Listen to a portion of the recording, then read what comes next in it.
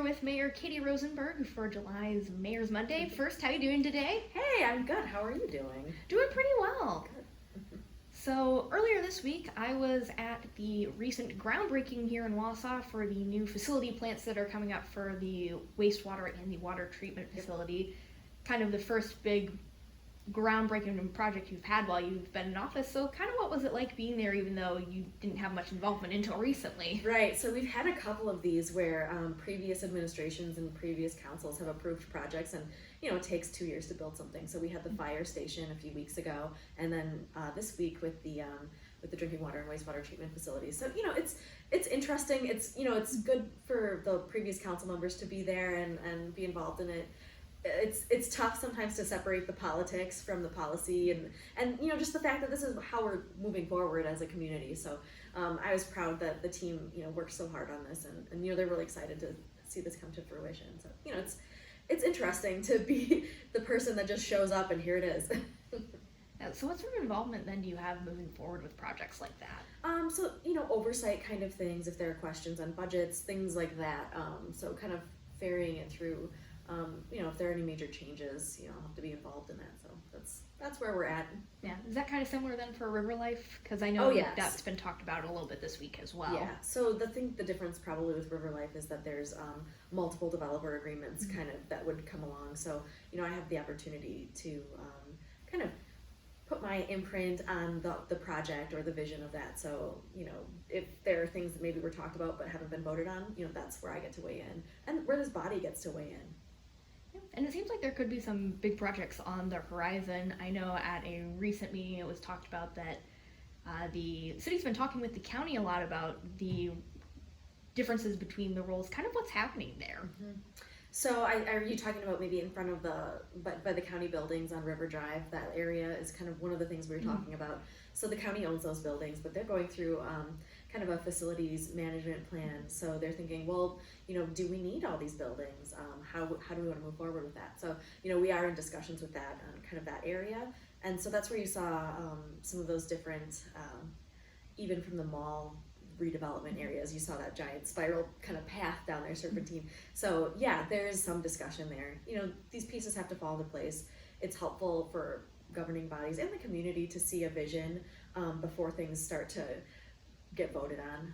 That was one thing that I thought was very important, is that the first time a council and the public sees these things shouldn't be when it gets voted on. We should be bringing them along and having presentations along the way. So luckily we have partners that want to bring the community along as well. And then what's happening with the parks, since the Parks Department is both for the county and the city in one? This has been kind of an interesting odyssey for me. It started with kind of discussion about, well, who has the authority to close playgrounds and pools? And generally that's an operations discussion, because generally we're not in the middle of a pandemic. So the question arose, because it's a little politicized right now, if you haven't noticed, the question arose, like, does a person who is technically a county employee have the authority to close a city facility? And so we've been digging through statutes and agreements and things like this. So many years ago, before I was born, before my dad was born, they came up with this shared governance model. And so we're kind of looking through how is this benefiting us? How is this benefiting the city? How should we delegate this authority out? So that's kind of where I'm at with the discussion. Right now we have a Parks Commission, which is a statutory commission. It's the county and the city. We have 3 representatives, the county has 3 representatives, and then there's a citizen member. And so typically that would be the one Parks Committee that makes decision about the entire system. Well, there's always something going on with personalities or whatever. And so at some point the city decided that they wanted their own Parks Committee to talk about city park needs. So, that was created. The county actually said, okay, yeah, we get it. You want to have some say over this stuff. So that the county actually says it exists. But on the city side, we don't actually say that it exists. So it's kind of been like, okay, well, we have 0 duties for this committee. Is it the right thing for us to do? So again, it's kind of a legislative odyssey. So we're working through what that looks like. I've already gotten some feedback. Somebody scheduled a meeting to come talk to me next week because they want the city to keep this committee. So what do you do? Yeah, work through it. Interesting to see what happens to it. Yes. Yeah, and Speaking of the pandemic, actually, how's the Wausau Cares loan and grant program going right now? Right, so I just got an update from Vicki. I want to say, I think we've given out 44 of the grants, which is great, but we still have more to give out. So any small businesses out there, it's free money, apply for it, do it. And then we gave out two loans, so to cover, I think it's up to $20,000. So opportunity still exists for both of those programs. So I would love it if we had more people from Wausau applying for it. So yeah, if there are questions, Vicki at McDevco can answer that. But yeah. And then what exactly do the loans cover, or the loans and grants? So the grants are $1,500, and they can cover anything you need from kind of lost business revenue, kind of getting back into the machinations of your business operations. So you do with it, you have to keep track. There's some criteria on the website that people can, but it pretty much follows the same stuff as WEDC and some of these other economics, SBA kind of have followed. So, and especially if you didn't get SBA or PPP loans or grants, like this is the time. And now that it's been a few months kind of with the pandemic, what's that kind of been like at the city level, and what have been sort of the fallout so far? Yeah, so we're still kind of grappling with how do we open City Hall safely. You experienced this today when you tried to get in. We're still kind of trying to figure out how do we let the people in safely. Do we need all of our employees wearing masks? Do we need all of our guests wearing masks? Well, how should we handle our open meetings and things like that? So it's complicated, and more so than you would expect. My goal for voting and open book with assessment is to be open our entire time for that. That's a 2-week period coming up here. So I want to make sure that everyone who wants to vote can vote early. I want it to be not as crowded as it has been. And I want to make sure that people who have questions about their assessment can do that also. So, we're kind of working through the kinks, but my goal is to be open kind of our standard operating hours for at least those 2 weeks and reassess.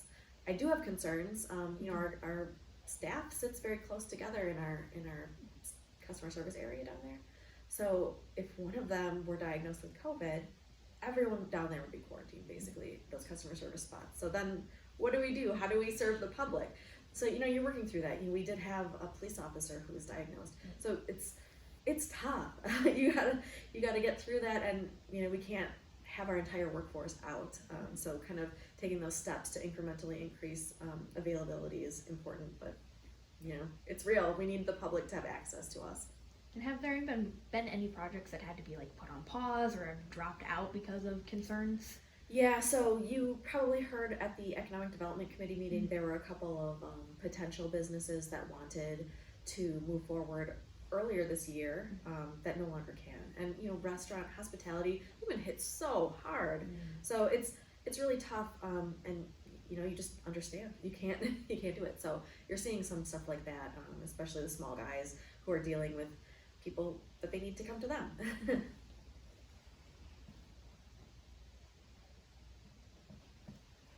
And then I guess something you mentioned before we got started here is that at the city council meeting next week, you're going to be bringing a task force, right? Yes. I want to get the terminology right. Kind of about policing with everything that's been going on in the world lately and a lot of the criticisms that have been nationwide. Yeah, here. so this, I think it's going to be very important for our community, not because I'm seeing anything wrong with what we're doing with our police department. I think we do a lot of things right.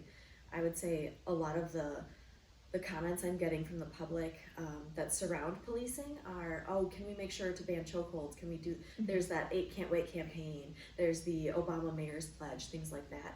And so when I'm investigating this, I'm seeing like, we actually go above and beyond this 8 Can't Wait campaign. We're doing more already. So part of it is kind of a methodical inquiry into our policing practices.